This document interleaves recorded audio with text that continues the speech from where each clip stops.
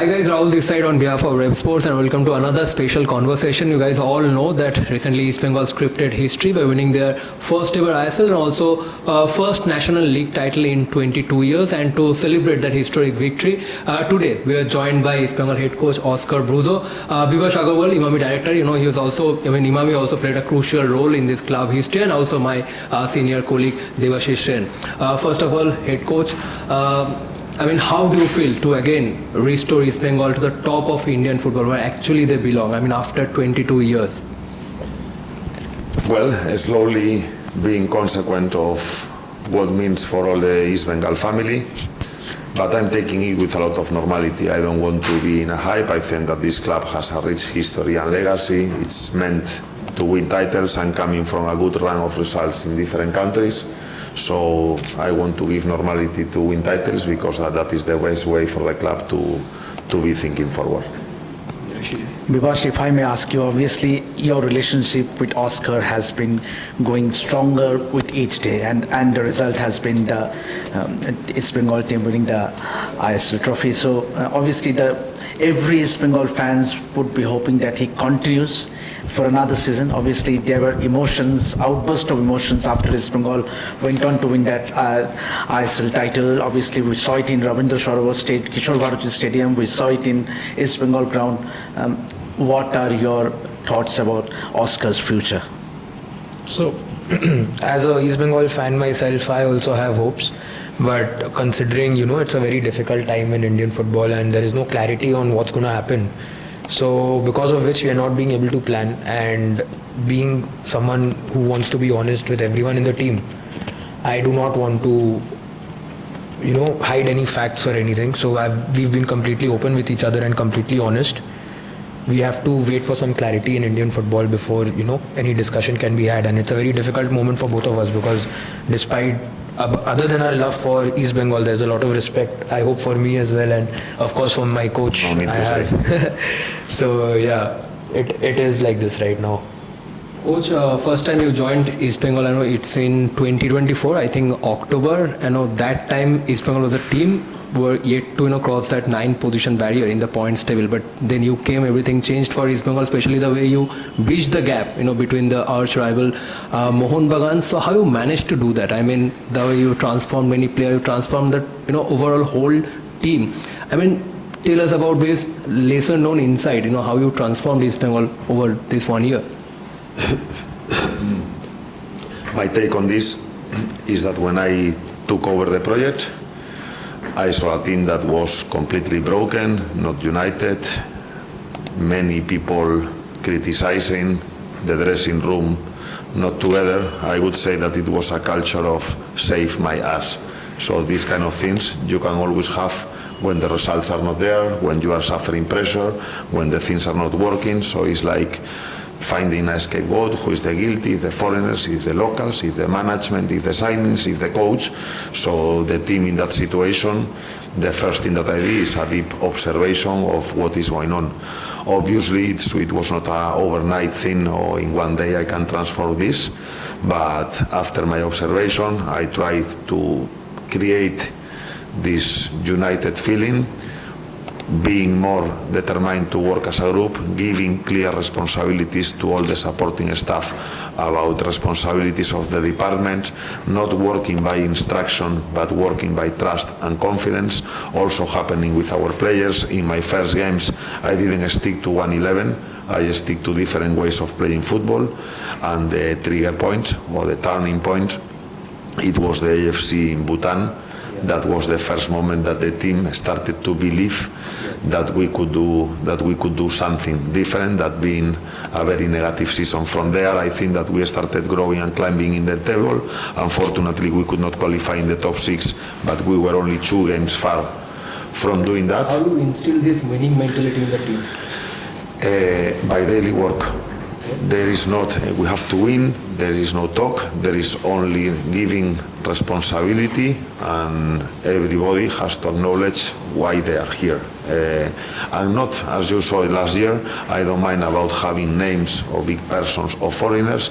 Only the players that do right the weekly work are the players that are going to come with an opportunity, shaking a little bit the dressing room, not respecting the former classes or hierarchy of the team. Everybody is the same, including the coach.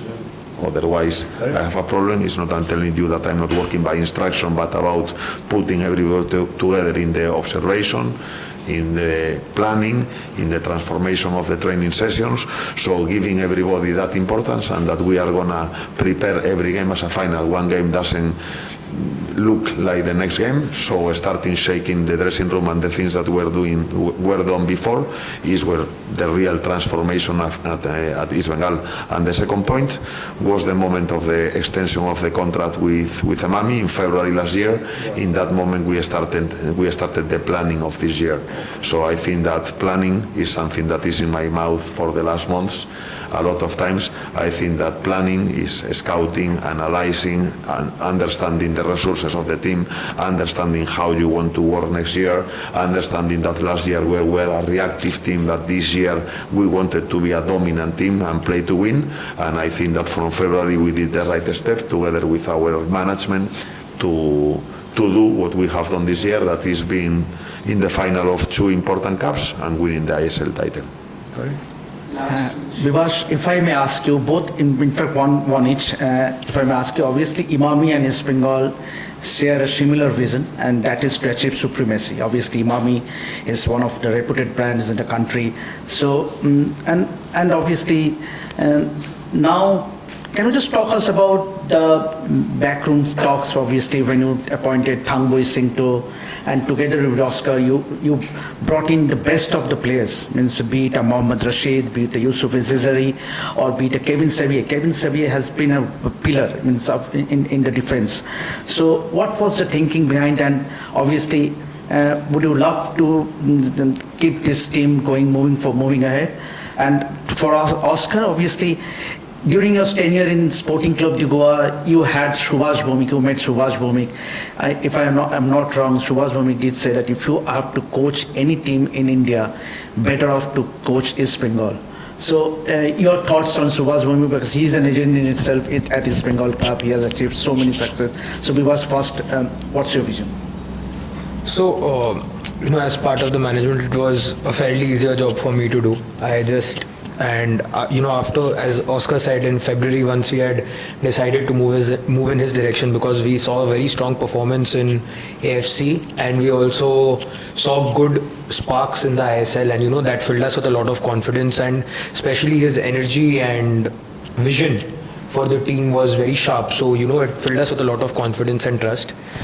As management, it was easy for me because I just had to find the right people to help me do my job, which is to keep them happy and to keep them satisfied so that they can give their best.